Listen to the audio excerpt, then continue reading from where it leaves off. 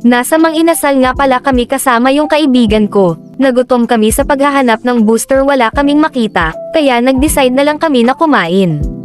Nag-order nga pala ako ng unlimited rice with chicken pecho. Almost 1 year na ata hindi ako nakakain dito sa Manginasal. Kaya na-miss ko talagang kumain dito. Dati marami pa yung fish sauce nila, ngayon konti na lang at maliit na lang yung lagayan nila. Habang kami ay kumakain, napag-usapan namin ang mga experience namin sa buhay. Kung kailan kami mag-aasawa. Masarap talaga kumain pag may kasama ka, mapaparami ka ng kain.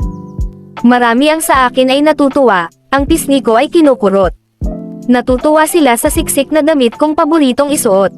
Tanong nila, ano raw ang sekreto sa katawang malusog? Sabi ko, kasi lagi lang naman akong sa pagkain ay busog. Bili ni Mamay ay laging kumain ng paboritong gulay. Mula sa kalabasa, ampalaya, at paborito kong malunggay.